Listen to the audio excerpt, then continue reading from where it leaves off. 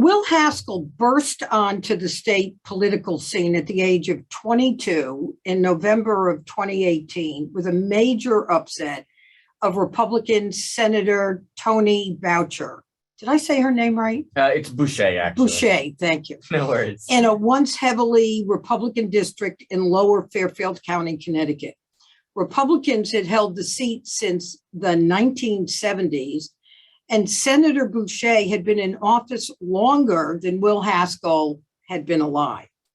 And not necessarily what he would have imagined would really happen when he started his campaign out of his dorm room at Georgetown. He tells the story of why he did it, how he got elected, and the reality of being a legislator in his book, 100,000 First Bosses, My Unlikely Path as a 22-year-old Lawmaker. Will, I loved reading about how intrepid you were in running your campaign and fascinated by your frank take on the legislative process. Senator Haskell, welcome to Just the Right Book. Roxanne, thank you so much for having me. I'm really thrilled to be here with you tonight. Well, it's a great pleasure. So here's the thing that was striking. So you're at Georgetown. You're like a normal Georgetown kid. Why did you run? And did you even imagine you would win? Or was this sort of at the outset, did you think of this as sort of an exercise? I never thought I was going to win. The theme of this book is honesty, and I'll be totally honest tonight. I grew up not knowing that I had a state senator, certainly not knowing who my state senator was. Oh, good move, Will. Yeah. So the answer to your question as to why I decided to run, what made me make this crazy leap of faith, frankly, it was a series of realizations. And the first was President Trump's victory. That really felt like a punch in the gut. I had grown up and come of age during the Obama era when progress felt inevitable. We often disagreed about the pace of that progress, but it felt like our country was moving in the right direction. And then all of a sudden, to wake up one day and have a president of the United States promising to bring us backwards, to make America great again. That was the first moment where I realized, oh my God, I can't just sit back and wait to get involved in politics one day. This is urgent. I've got to do something now. I want to get involved at the state and local level. And then I did some research and I found out that my state senator was somebody who I really disagreed with, somebody who, as you said, had been in office for longer than I'd been alive. And then the final realization, maybe the light bulb moment, was realizing that nobody else was going to run against her.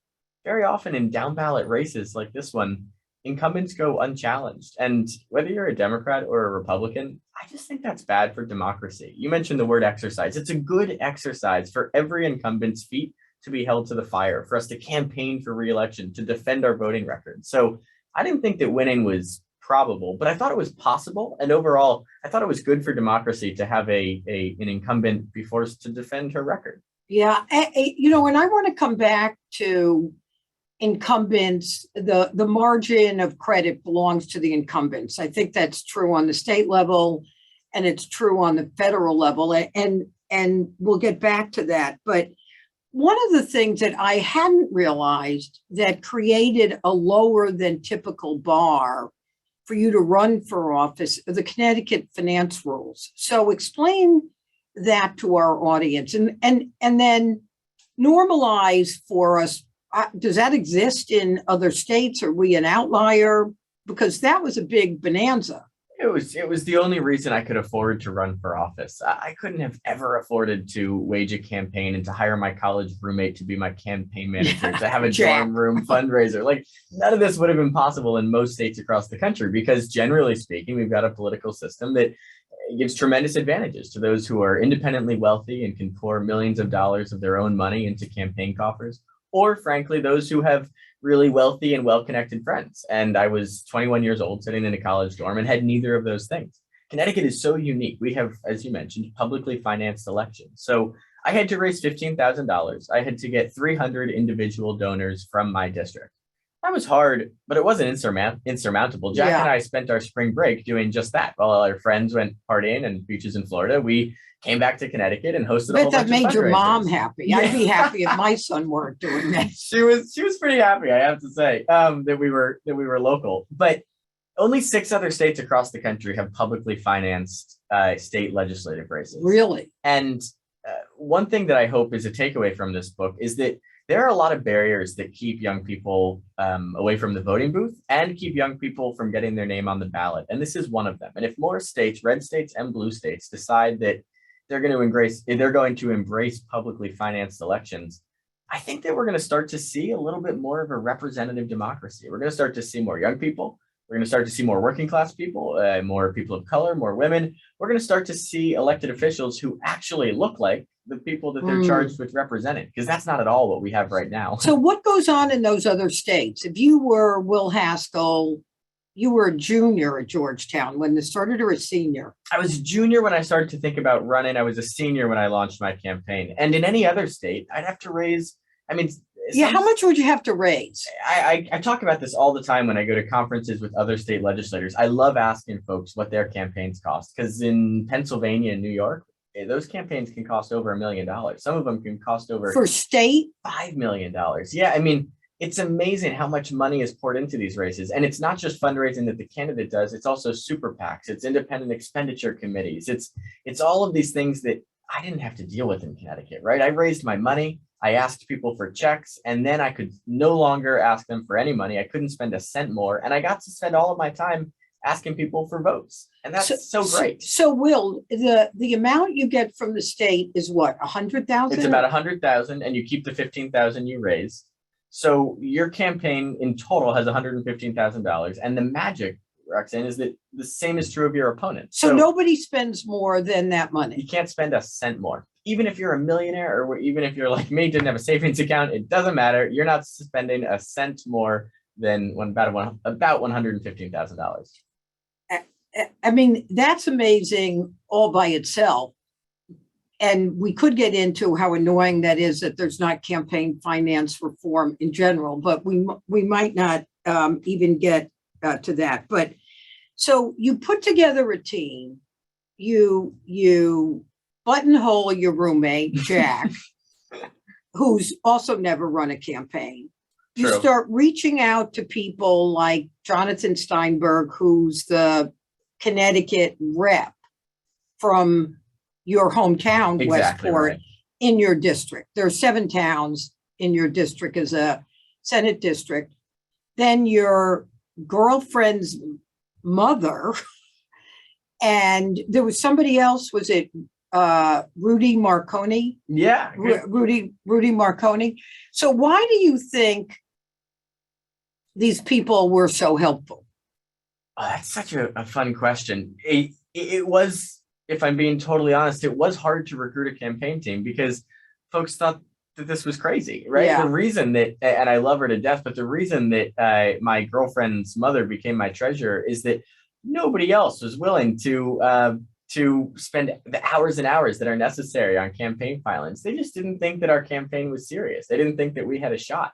I was so lucky that there were a handful of people who believed that it was possible. And I have to say, I talk a lot in this book about how our campaign was driven by young people, how we had interns who were 15 and 16 and 17 years old. And who come to the office in the afternoon. Yeah, they made politics an extracurricular activity. They would come in after school and lick envelopes, and they brought in beanbag chairs, and they brought their dogs, and it was like a fun social environment.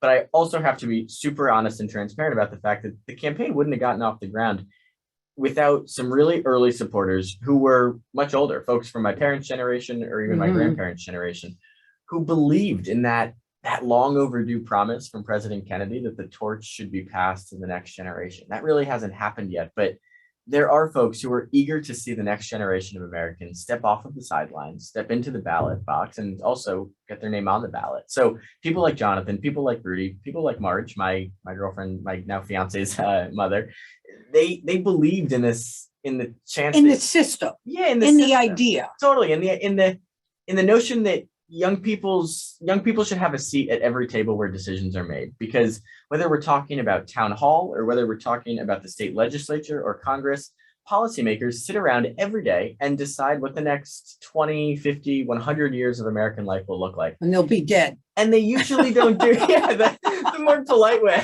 the way I usually say it is they do so without asking for input from the stakeholders in that future. And I think that that's a real problem. So one of the things I want to bring up from your running was that you literally knocked on doors. So there were two things striking to me about that, and a couple of which I'm curious what the experience was like.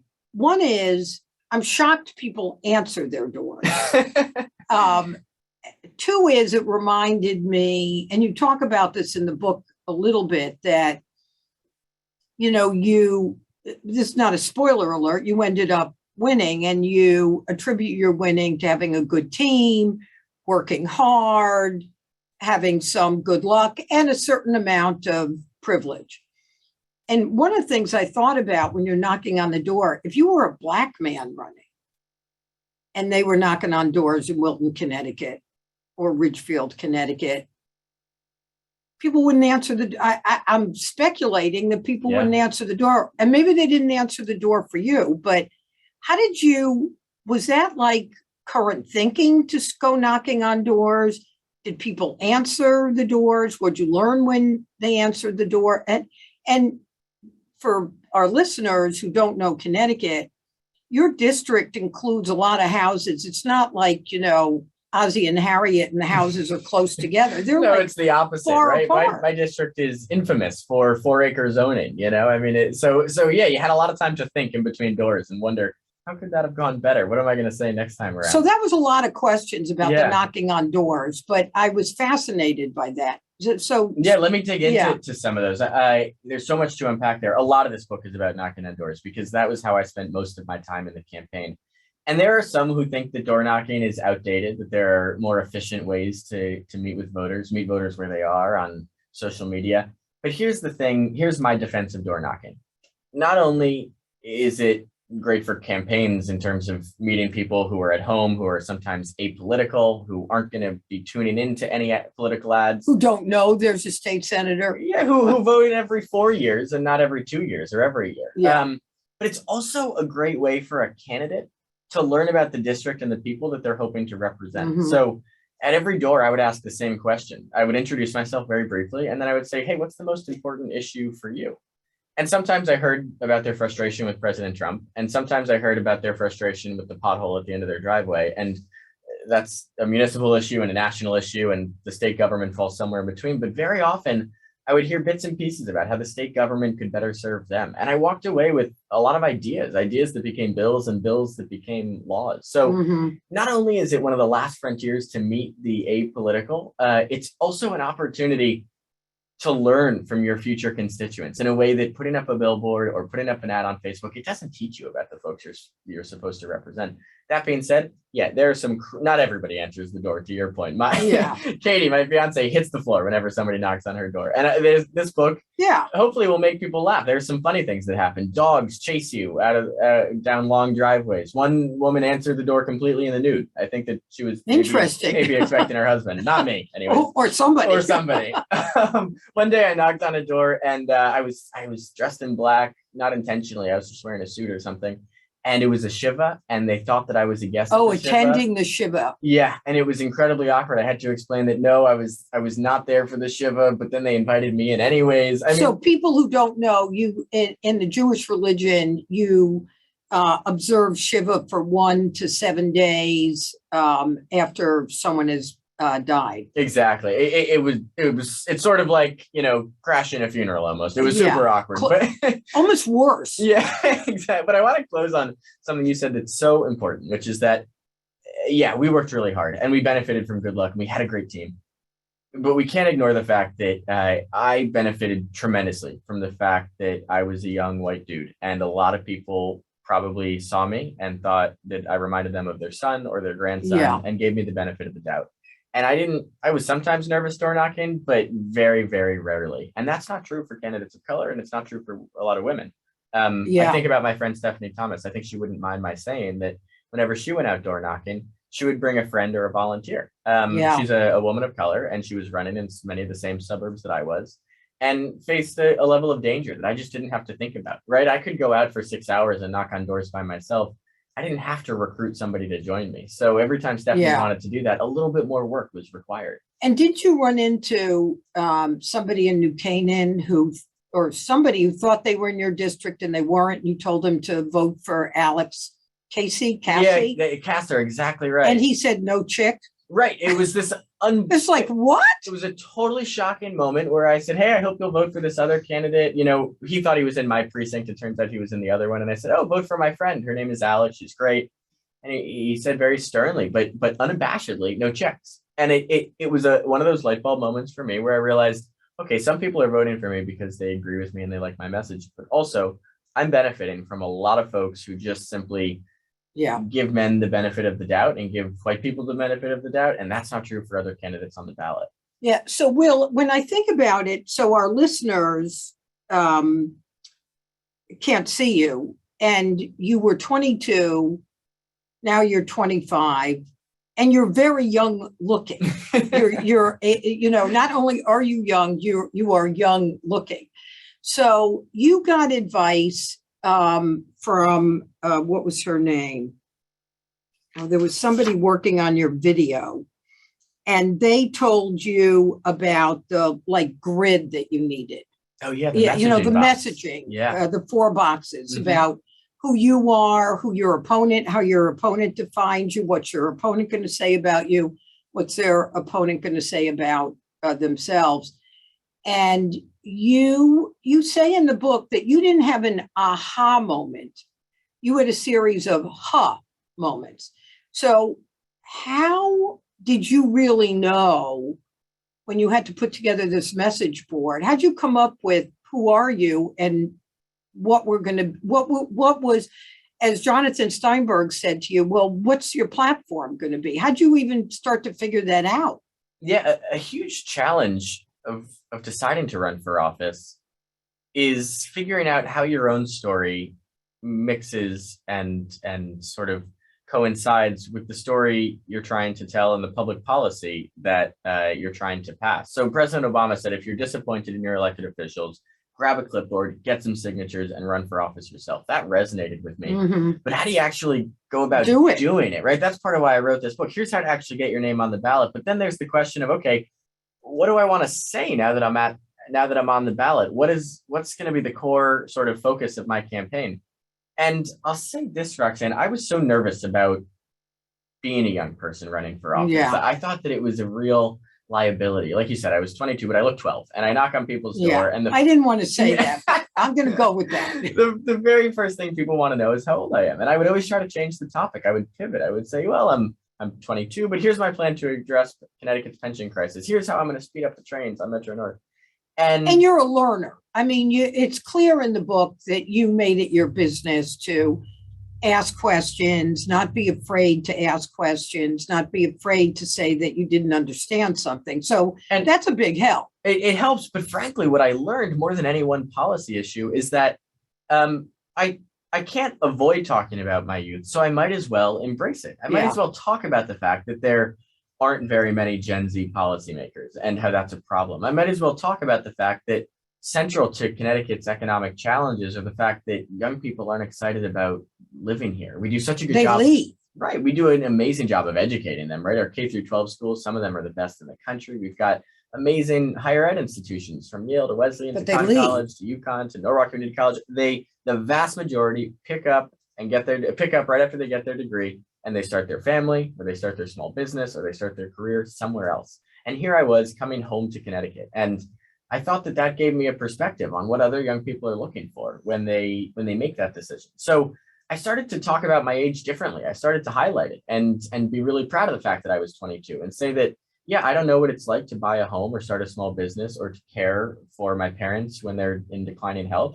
When my colleagues bring those experiences to the table, I'm going to do way more listening than talking. Yeah. But when we talk about participating in school shooter drills, when we talk about... They don't know that. Right. When we talk about what consent looks like and doesn't look like on Friday night on a college campus, when we talk about thinking about climate change, not as an academic problem, but as something that's going to impact our ability to lead happy and healthy lives, those are experiences that my generation uniquely has and a voice that we can bring to the table that's different. So you win. And then we didn't mention, which must have been sort of surreal, that somewhere in your campaign, you get a call from somebody saying Obama endorses you. You're like, that had to be one of the crazier days of my life. Yeah. I mean, but I want to talk about your being a state senator because I found that I pay attention to what goes on in Hartford. I've known people that have been in the legislature, but I was surprised because you added some details that I don't think I was familiar with. So I want to start with Vin. So you talk about Vin, who's the chief of staff of the Senate Democratic Caucus. And I have 3 questions about him. Who is he? Because he seemed pretty powerful. He is. What did he tell you? And why on earth does he make more than the governor?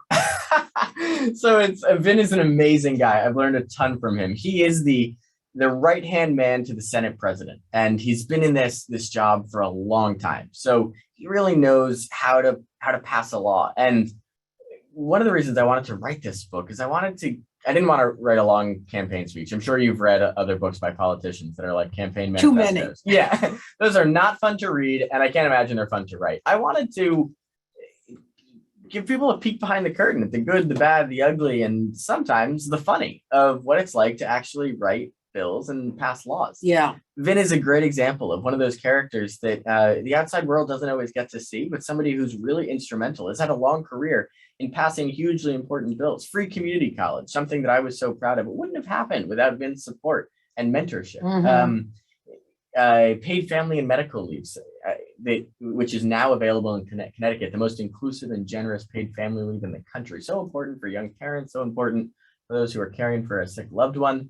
That happens because of folks behind the scenes Who understand what it looks like to get it passed. Yeah, who understand the mechanics, how to use lobbyists to your advantage, how to at exactly the right moment make sure that the vote is called so that we're able to avoid a lengthy filibuster. There's just a million little legislative mechanics with which I was wholly unfamiliar, and I had a lot to learn. By the way, big things like how to pass a bill, but also little things. I remember here in the city of New Haven, Vin took me out for a drink right the same week I was sworn in, and he said, "Will, you're holding your cigar like it's a joint." So I'd never smoked a cigar before. There's all sorts of things that Vin taught me. I guess you'd smoked a joint.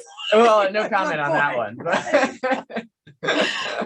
But why does he make more than the governor? Oh, just because he's been there a long time. I mean, that feels kind of crazy. I'm sure Vin's a good guy. I don't know him. And by the way, neither of them make a crazy salary. Yeah, I understand. Right? It's all public service. But when you're in the Capitol long enough, just as a matter of seniority, you start to, rack up the years. Yeah, exactly. So, Will, you're 22. You had only been to the state capitol once before on a little visit with your dad. Yeah. Now you're take office. Now you have to hire staff. Like, how do you even? Like, how many people did you have to hire? I was worried nobody wanted to work for a 22-year-old. I would worry about that too. Yeah. I was lucky. I hired Alex Romanowitz, who's my legislative aide, and he'd worked for a bunch of senators before me. So he knew how the building worked, and that was so valuable. So why did he go to work for you, do you think? I'd have to ask him, but I think that he was excited about somebody doing it. He was curious. Differently, right? Like, I knew I needed to learn how this place worked, but I also knew that I wanted to shake it up just a little bit. I didn't want to be like every other senator who we worked for previously. Yeah. And you weren't a wise guy. No, not at all. I spent more time listening and talking, but also I really valued some of the things I'd learned on the campaign trail about how to reach voters and get feedback from them. I wanted to keep doing now that I was in office. So I held hundreds of town hall meetings. And when COVID prevented us from having them in person, we did telephone town hall meetings. And get even more attendance, I bet. Yeah, hundreds of people would tune in. We get a lot of ideas for bills from Instagram. I put polls out there saying, how would you vote on this bill? So trying to just bring kind of a 21st century approach to legislating. It's something that probably also excites Alex. If he were here, I think he would say that that's part of the reason that he and I because it was another way. But he's also a young guy. But he is. Yeah, I mean, he's probably 30, 31. Yeah, but well, that's young. That's young in politics for sure. So, Will, this was one of the things that surprised me. So you're new to the state Senate. State Senate doesn't have that many people, right? It's 36. And you have to be on 5 committees and chair one? It's chaos. People should go and visit the state capitol I mean, just to see how these. I had the impression from the outside that laws are written by studious PhDs who know everything about every issue, and the reality is so far from that. Right? We are sitting in a judiciary committee debating gun violence prevention bills, but at the same time, on my computer, I'm watching what's happening in the transportation committee, where they're deciding whether or not tolls are going to be put on our highways. And at the same time, in my ear and my headphones, I'm listening to what's happening in the environment committee, where we're deciding whether or not to ban plastic bags. And you're just trying to make sure you don't miss any votes. You run for the legislature because you care deeply about 5, 6, or 7 things, and then you're asked to vote on 400, 500, 600 bills. I mean, you voted on 600 bills. Yeah, I think in the first session we ended up we on the Senate floor cast just over 400 votes, and that doesn't even count all the committee bills, all the amendments that come up. So you're constantly just trying to keep your head afloat. And part of the reason I wrote this book is that I want other people who maybe feel like they're not qualified, that they don't know everything about every issue, to realize that they could do this too. It's not brain surgery. You can learn it. You can absolutely, so long as you're ready to listen and roll up your sleeves, you could be an elected official. And actually, politics is filled. I don't know if I'm comforted or alarmed. Yeah, I think that there's something comforting about the fact that politics is filled with ordinary people, right? If you watch MSNBC, you think that Barack Obama walks on water, and if you watch Fox, you think that Nancy Pelosi eats children for breakfast. And the truth is somewhere in between, right? Politicians are fallible, just like anybody else. Yeah, but and I guess, I guess part of it is, like, if I think about it, I want to think that our elected officials are smarter than I am, because I know how much I do wrong and get wrong and think about incorrectly.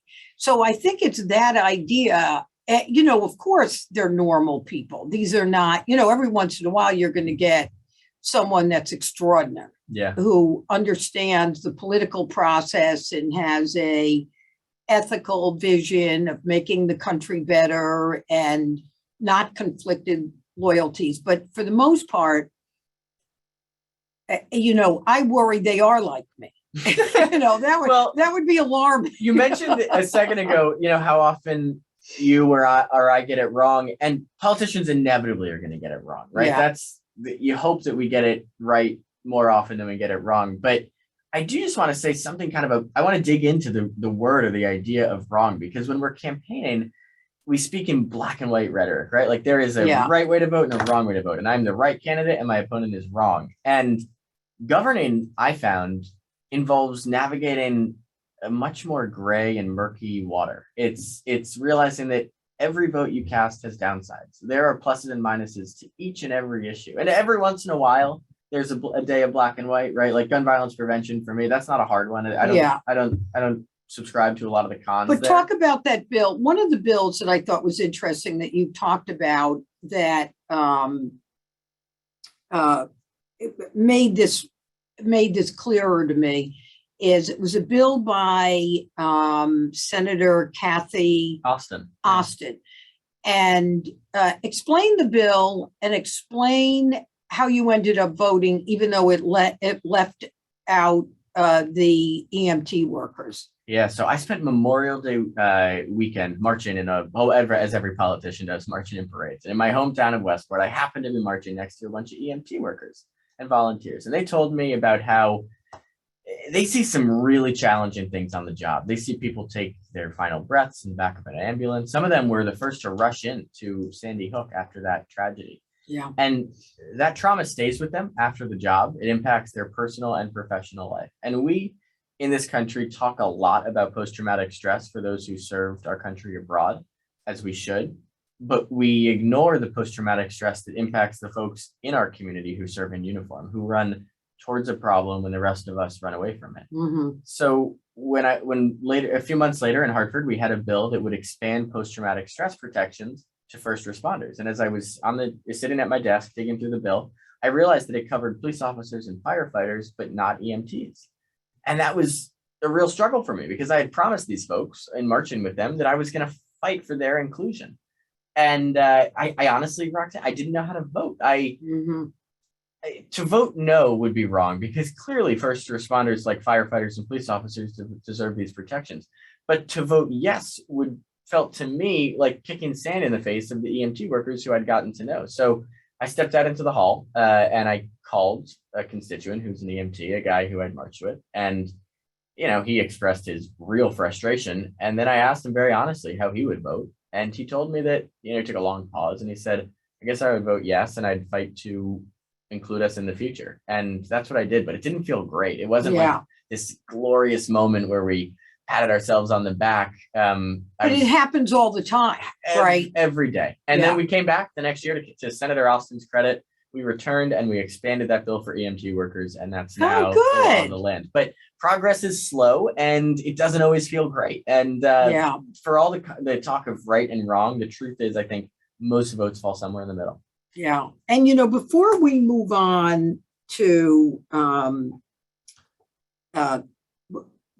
the future, because we've already been talking for a bit, but there was one paragraph that I thought was so interesting about the challenge of really being a state rep.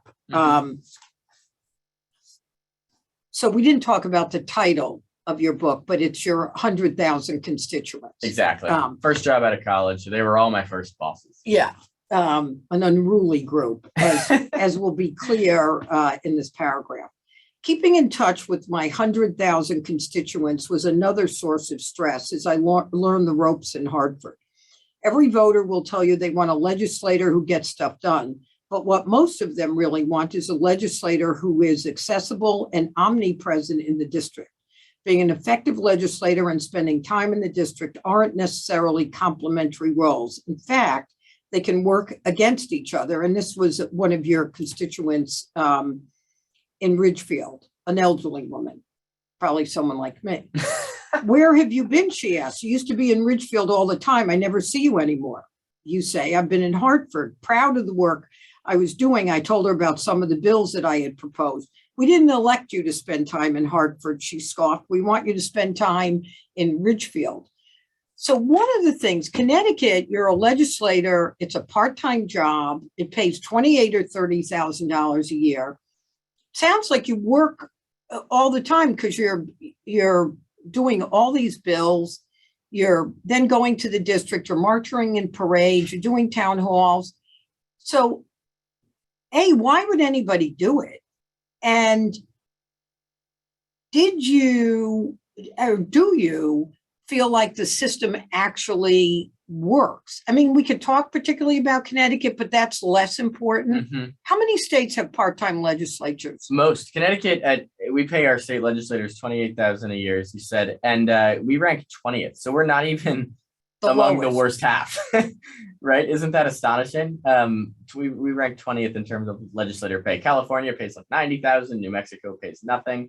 And it's a real problem, right? Across the country, we say to people, "Hey, you should run for office," but how is that possible for somebody who's trying to put food on the table for their kids or trying to pay their utility bills, right? We want a democracy and a government that is representative of all types of people. But one of the reasons that we see so many wealthy people in office, it's not just the campaign finance rules that we were talking about earlier. It's the pay. It's the pay. At the state level. Right.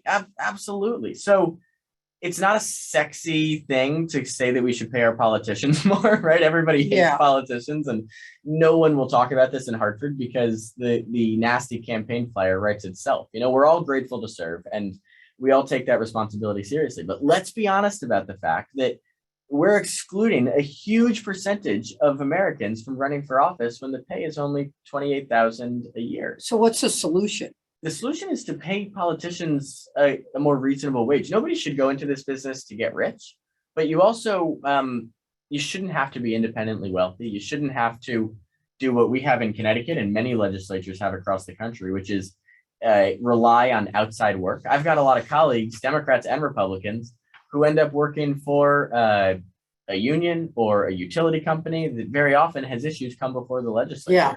And that can sounds a little like conflict of interest. Right. It either creates a conflict of interest or as detrimentally in appearance of a conflict of interest. And the solution for, rooting out corruption, but also building a more inclusive government is just to pay people a living wage. And I think my colleague Norm Needleman, who represents Essex and that area out in Connecticut, says it best. Norm doesn't take a salary. He's one of those guys who he is wealthy. Right. He had a successful career in the private sector and he made a turn towards public service. And that's wonderful. But he is brave enough to talk about why we need to pay legislators more. And he says, you get what you pay for.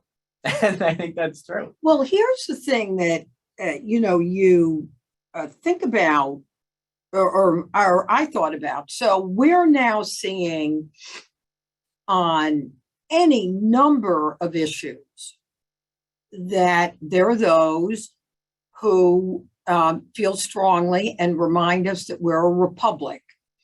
And therefore there's a lot of power invested in the states.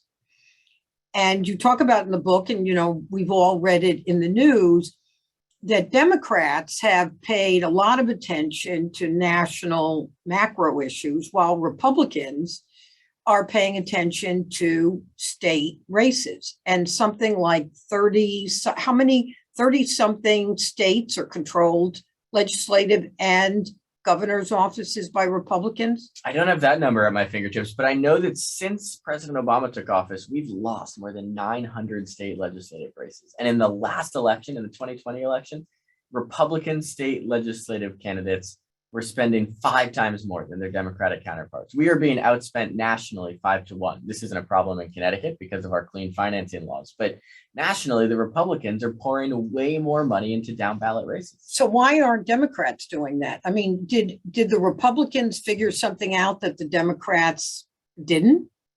Totally. This is changing finally, and thankfully. It was kind of late. It's really late. We've got groups like the Democratic Legislative Campaign Committee out of DC. We've got groups like Run for Something, which is recruiting young, diverse, progressive candidates to run for office at the state and local level.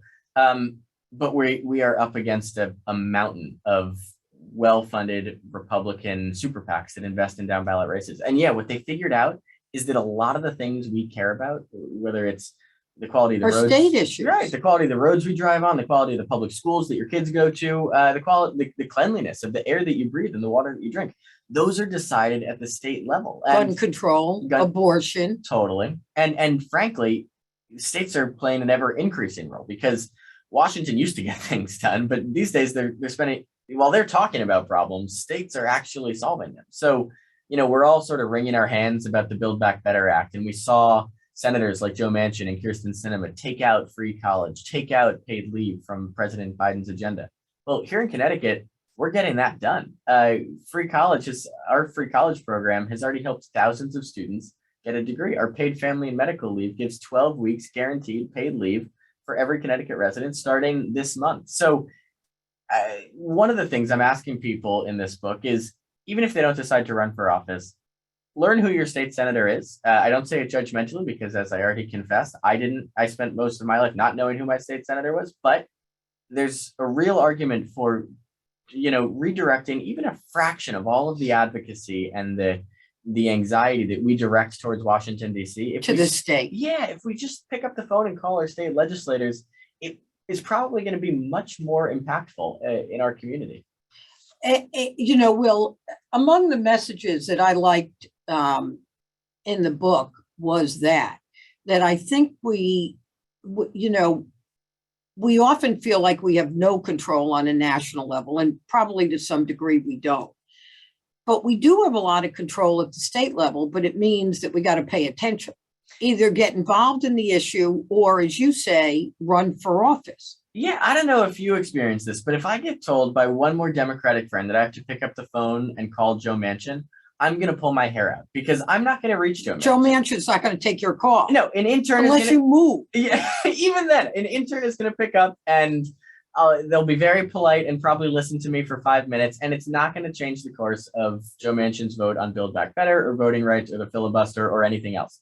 But if you pick up the phone and you call your state senator, you're going to get me on my cell phone, right? And you answered your emails at night. Were you typical? Oh yeah, we all sit there long nights in the legislative session. We pull a lot of all-nighters and how do we pass the time? We're responding to constituents. And many legislators give out their cell phone numbers. And let me say that not enough people actually take us up on this. So if 10 people pick up the phone and call That's a me about lot. an issue, I'm like, oh my God, I really got to focus on Wow. this. This is important. And That's a good message, Will. I mean, for anybody in the country. yeah, wherever you are, whether you're in Connecticut or elsewhere, get to know the folks who are your voice at the state capitol, because they'll be probably excited to hear from you, and you can actually impact what they do day to day if you get a handful of your friends to make that call as well. So now, talking about the other youngsters, as I would say, you make a point in the book, which was interesting and striking to me, that Gen Z, who we're going to define in a minute, 81% of Gen Z people believe they have the power to institute change.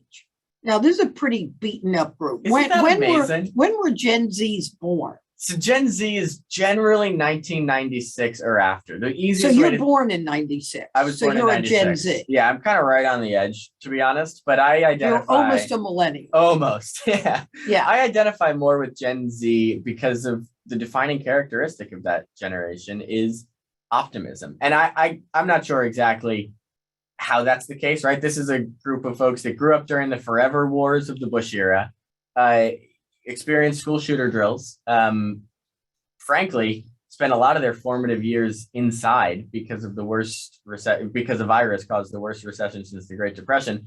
And we watched a reality TV star rise to the Oval Office. Yet the takeaway of this generation is not to throw up our hands, but instead to roll up our sleeves, right? So do you think that we'll see more of them running? In other words, the age gap will be bigger than it might historically be, that the millennials, what are the Gen X's? How old are they?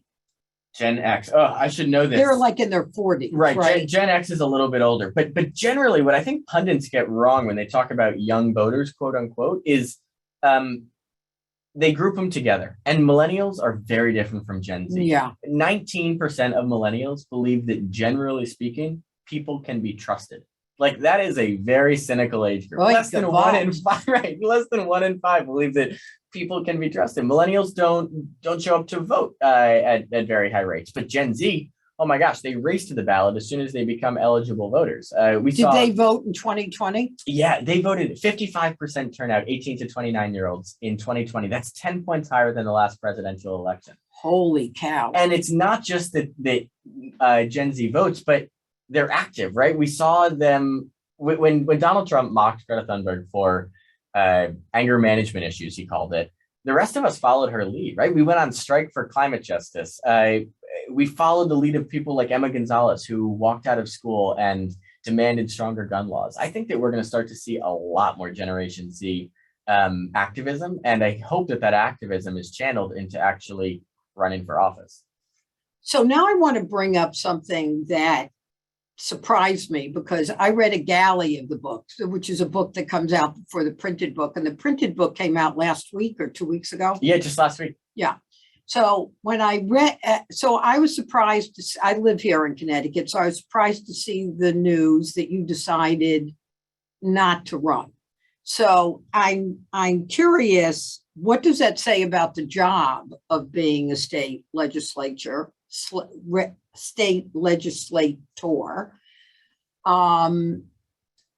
Obviously, why'd you do it? And do you think your constituents feel betrayed? Does that make them think, oh, you give a young person and they like do it, and then they think, well, I got to go on and do something else, like a grown-up job? So how do you, what's been, you've gotten a lot of coverage about deciding not to run and you're going to go to law school. Well, go ahead and answer all those questions. Yeah, a lot of things in there. I hope my constituents don't feel betrayed. I will say this. I ran for office because I thought that it was time for a change. I think the government works best when new voices and different perspectives get to walk into the committee room or the caucus room or the Senate floor. And the person who's going to come after me they're going to bring different ideas. They'll probably bring a whole lot of better ideas. And or it might be Tony Boucher. it might be, I don't know. That would be different. But I'll just say that I think the change is actually good. So when we elect people for 2-year terms, I'm not sure that our expectations should always go far beyond that.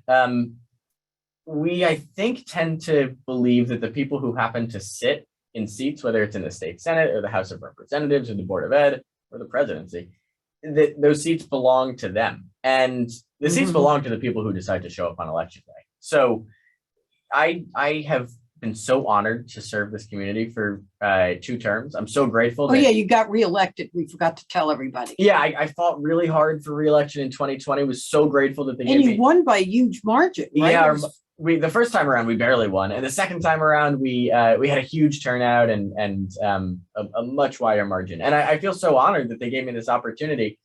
But I also just fundamentally believe that turnover is going to be a good and healthy thing for Connecticut, for Fairfield County, and for the country.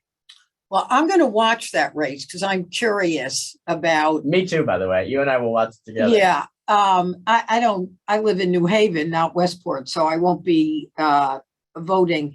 But I want to wrap up by asking you, and they sort of go together, about what did you learn from what is now 3 years of being in office, and 4 years, including running, and you've got 1 more year in office. What did you learn, and what do you want a reader to take away from the book? Well, I hope that a reader walked away from this book feeling optimistic about politics. You asked a question that I didn't fully answer earlier, which is, does the system work? And I want to be very direct and say, yeah, my takeaway is that the system actually does work. There's a lot wrong with politics. Turn on cable news for 30 seconds and you'll feel frustrated by the state of our political discourse. But there's also that's a lot right with politics. And some of that work goes unnoticed. It doesn't make the headlines. The fact that 80% of our bills are bipartisan in the legislature here in Connecticut. And a lot of that bipartisanship happens across the country at the state level.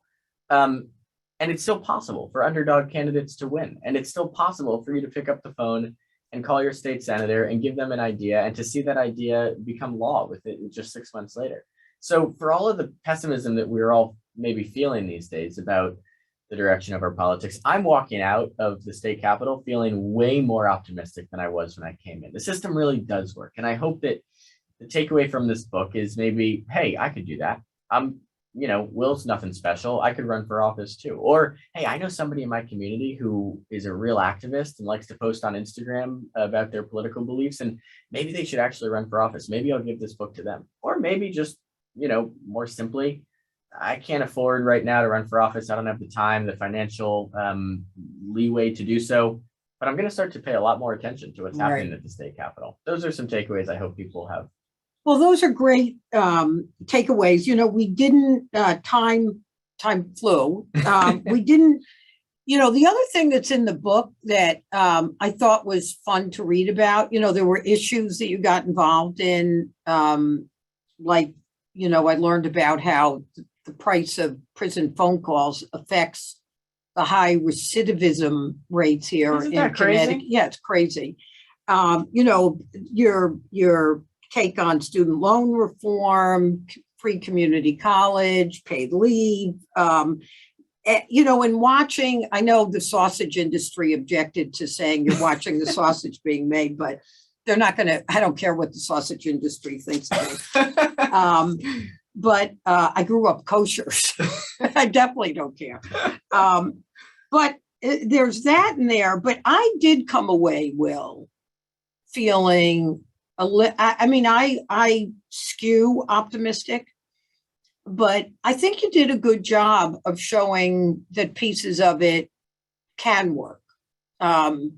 So good job on that. And I do hope, Will, that when you finish law school, you're going to go to law school in New York. Yeah, I am. Yeah.